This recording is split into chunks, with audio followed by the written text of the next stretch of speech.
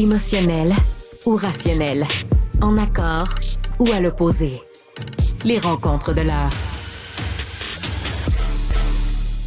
On va parler avec Nick Payne de la plus grosse nouvelle en fin de semaine. Une élection au Timor oriental, ben non, l'attentat contre Donald Trump. Salut Nick.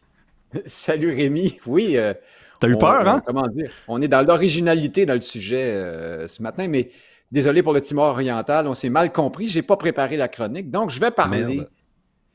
de cet attentat invraisemblable, ou peut-être vraisemblable, c'est ça qui est le plus consternant dans tout ça.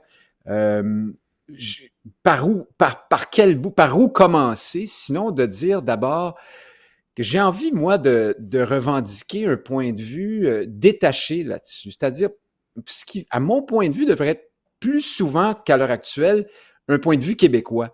Je trouve qu'on est très partisans dans ça. Ce matin, nos médias sont tapissés de supputations sur ce que cet attentat pourra donner en termes de bénéfices politiques à M. Trump. M. Biden réussira-t-il à reprendre la main? Tout ça, comme si on était très inquiet d'une part de voir M. Trump gagner en appui ou d'autre part, voilà, de même voir M. Biden reprendre. Allez, va savoir. Moi, je trouve que ce qui ressort d'abord de cet événement-là, c'est l'esprit et comment dire, la tourmente, les tourments profonds de l'Amérique anglaise. Hein, et d'abord et avant tout, l'amour immodéré de la mitraillette, hein, de l'arme à feu. Je ne suis pas en train de dire que l'arme à feu tire à la place de celui qui l'utilise. Néanmoins, il y a quelque chose dans la culture de nos voisins du Sud qui pose problème quand même à cet égard-là. Quel rapport, voilà, à la violence, à l'idée de décider soi-même de qui continuera ou non de vivre. Je rappelle que près de la moitié des foyers américains ont une arme à feu. Je rappelle que l'AR-15, l'arme qui a été utilisée pour tirer sur M. Trump et qu'il l'a raté de justesse, est une arme semi-automatique. Alors Rémi, je te confie que je n'y connais pas grand-chose, mais je sais quand même que c'est une arme semi-automatique et il y en a plus de 25 millions aux États-Unis d'Amérique. Mais veux-tu bien me dire qui a besoin de ça dans la vie à tel point que 25 millions de personnes auraient pu s'en procurer une? C'est complètement à tomber en bas de sa chaise. Donc moi, quand même, d'abord et avant tout, c'est ça que je vois dans cet événement et la capacité extraordinaire des États-Unis de passer à côté du sujet. Alors, d'un côté, tu as M. Biden qui fait une sorte d'appel complètement hors sol, d'une part à dire ce n'est pas nous ne sommes pas comme ça aux États-Unis d'Amérique. Ben, pardon, mais oui, c'est un peu vous, d'abord, premièrement. Puis deuxièmement, il dit, là, le débat politique s'enflamme trop, il faut baisser le ton.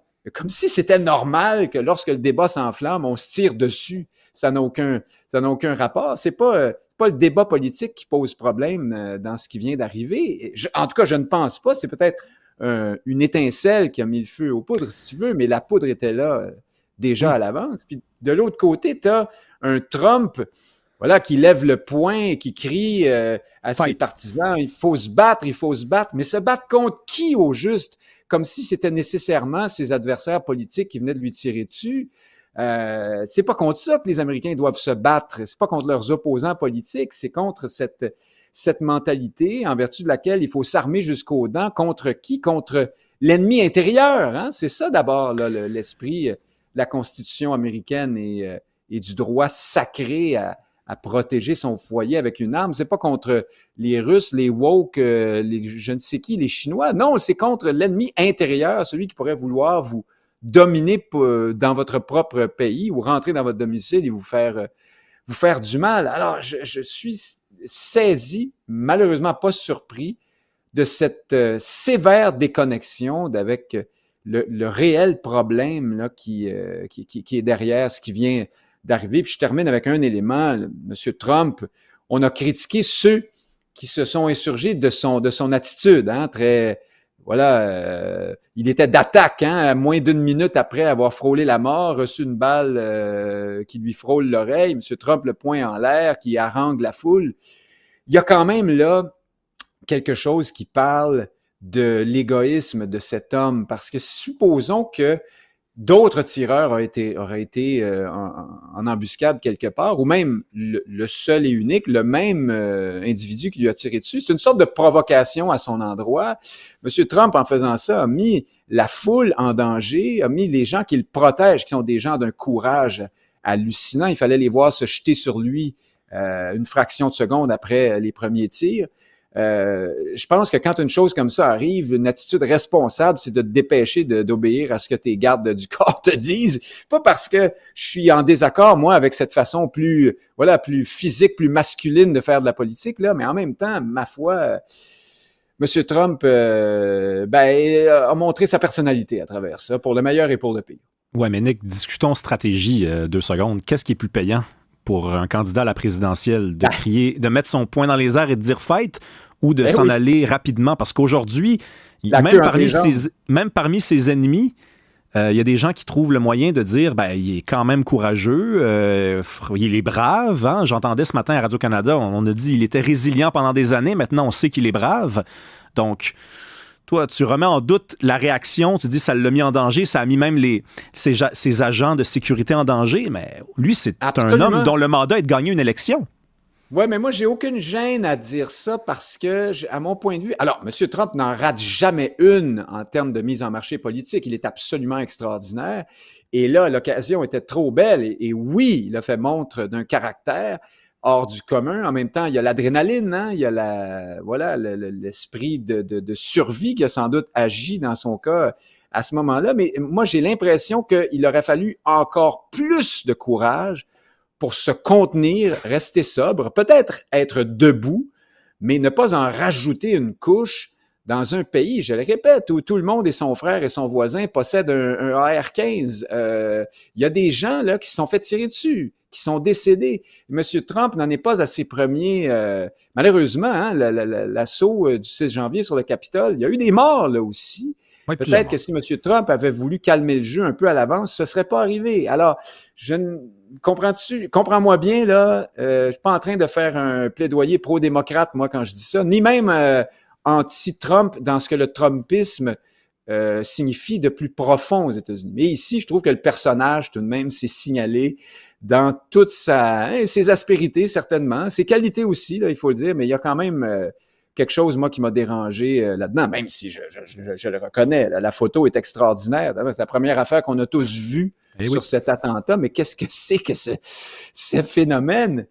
Mais franchement, quand même, tout ça, moi, je garde la tête froide et je trouve quand même qu'il y a l'illustration du déclin ou de la décadence de l'Amérique anglaise à travers ça. Je suis encore plus fier d'être québécois quand je vois des événements comme celui-là se produire. Je le dis sans gêne, même si ça peut paraître un peu opportuniste. Mais tu touches à la question du déclin. Fais-tu partie de ceux qui pensent qu'au-delà de la question des armes et de la fascination, parce que bon, tu aurais même pu dire qu'il y a plus d'armes qu'il y a d'habitants aux États-Unis, ce qui est une statistique quand même assez évocatrice. Au-delà de la question des armes, fais-tu partie de ceux qui pensent que cet attentat-là, qui a été quand même, jusqu'à preuve du contraire, organisé par une personne qui réussit à monter sur un toit. Donc, ça veut dire on n'a même pas pensé regarder tous les toits avec un hélicoptère ou quelque chose comme ça. Est-ce que c'est pas le signe que les États-Unis ne sont plus ce qu'ils étaient? Ouais, peut-être parce que la sécurité était pas là. Alors ici, on a beaucoup blâmé. Puis ça va. Écoute, là, Rémi, tu as ouvert un sujet, là. Là, il y a 30, 40, 50 ans de commerce infini de théories du complot qui nous pendent au bout du nez. Ça va être lourd, ça va être long. On va en entendre de toutes les couleurs. Là, j'ai déjà, moi, des témoignages de beaux-frères de l'un puis de voisins de l'autre qui pensent que tout ça, par exemple, est arrangé avec le gars des vues. Écoute, on n'en sortira pas, là. Non, est-ce que ça témoigne de ce que Oui, c'est étonnant. Témoigne de ce que les États-Unis sont peut-être un peu plus fragiles qu'avant. En même temps, encore une fois, qu'est-ce que c'est que ce pays où il faut, lorsqu'un candidat politique fait des réunions, tapisser les toits de snipers en embuscade et le ciel de drones Où est l'ennemi? Moi, c'est ça qui me fascine. L'ennemi est à l'intérieur. Alors ici, on a un jeune boutonneux, probablement victime d'intimidation à l'école. On commence à être habitué à ces profils-là. Hein? Il y a des vraies questions à se poser là aussi. Il y a une question d'une sorte de crise du jeune homme, là. C'est pas, il faut s'ouvrir les yeux là-dessus, et du rapport à l'arme à feu. Moi, pour moi, ce sont les deux éléments à retenir, là, sans vouloir faire de la psychologie de bazar.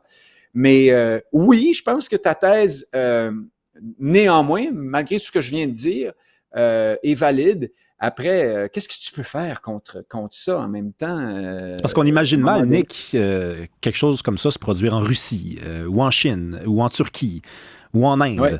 Ce sont tous des grands des pays, des grandes puissances, membres du G20, qui compétitionnent, qui concurrencent les États-Unis au titre de plus grande puissance mondiale. Et là, on a, tu viens de le montrer, effectivement, il était boutonneux, ce garçon de 20 ans qui monte sur un toit et qui réussit à atteindre le prochain président des États-Unis, possiblement.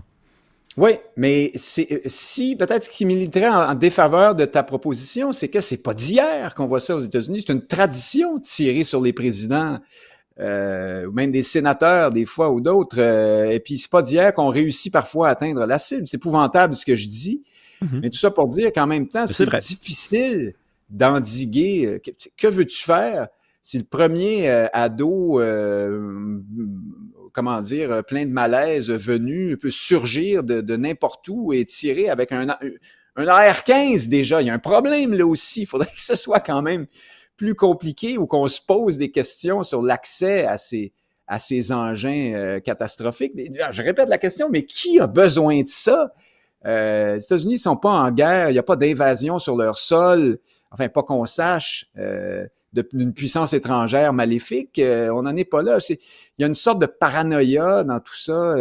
Je sais que je suis pas, moi, partisan de l'anti-américanisme primaire, et puis je ne cherche pas du tout à regarder de haut les États-Unis d'Amérique, qui sont en même temps notre protecteur à nous ici, hein, puis c'est notre, voilà, c'est beaucoup ce qui crée notre richesse, et puis notre sécurité sans doute, mais en même temps, je pense qu'on peut avoir un regard objectif et voir qu'il y a cette Amérique est malade dans sa psychologie. Là. Il y a un problème là, qui est à traiter. Et puis, je vois pas avoir les réactions des responsables politiques depuis avant-hier. Je vois pas où est le début du commencement d'une prise de conscience à cet égard-là. C'est ahurissant. Je le répète, là, blâmer les partisans de l'un, les partisans de l'autre. Le discours de Biden, le discours de Trump, dans les deux cas, aurait attisé la violence, hein, parce que c'est ce qu'on entend de tous les côtés. Blâmer la sécurité qui est pas assez forte, blâmer... Je pense qu'on passe à côté de la question. Et blâmer le débat politique. Qu'est-ce que c'est que cette idée de demander aux gens de débattre moins fort? Au Québec, quand on débat fort, on se tire pas dessus, là. Ça arrive des fois qu'on débat très fort. Alors vraiment, je suis un peu consterné par tout ça, pour tout dire. Puis, rapidement, qui tu vois pourrait prendre plus avantage de cet événement-là? Est-ce que c'est Trump qui passe pour un homme qui survit à tout et qui a le poing dans les airs, ou c'est Biden dont on ne discutera plus de l'âge, là, éventuellement? Oui, alors ça a complètement cassé la dynamique du sujet Biden. Ça reviendra hein, quand même, mais évidemment, M. Trump était déjà une figure messianique pour une bonne partie de l'électorat, donc ça ne changera pas grand-chose là-dessus. Peut-être que certains indécis ou indépendants, comme on dit aux États-Unis, vont rejoindre sa cause. En même temps, contre qui, encore une fois, sinon contre soi-même aux États-Unis, c'est ça qui est très particulier. Il faudra voir à quel point on réussira à mettre sur le dos des démocrates ce qui est arrivé. Puis du côté de Biden, ça peut être bon, oui, parce que ça a fermé le débat pour un moment sur sa santé. Puis on l'a vu, hein, ça lui a permis de faire ce discours à heure de grande écoute où il n'était pas mauvais, plutôt solide, même ses réactions à chaud, sans nécessairement téléscripteur et tout ça, c'était pas si mal, M. Biden. Donc, pour le moment, c'est difficile de voir à qui ça va bénéficier le plus. Puis il faut rappeler aussi que, justement, ça allait déjà très mal là, pour Biden et les démocrates. Alors, est-ce que Trump vient de gagner? Est-ce que c'est un tournant décisif dans l'élection? Il est trop tôt pour le dire. Si j'avais une mise à faire là-dessus, je dirais que ça va bénéficier davantage à Trump, évidemment, mais va savoir. Puis en plus, c'est pas terminé, cette élection-là, hein, loin de là. Non, mais les paris sont ouverts. Écoute, demain, on aura du temps pour parler du Timor oriental, Nick. Absolument. Ou de l'élevage des fourmis rouges en Alaska, dans des serres. Ouais, comme deuxième sujet, par contre, parce que c'est un petit peu moins intéressant. À demain. C'est pointu, je l'admets. Ah, c'est le cas de le dire.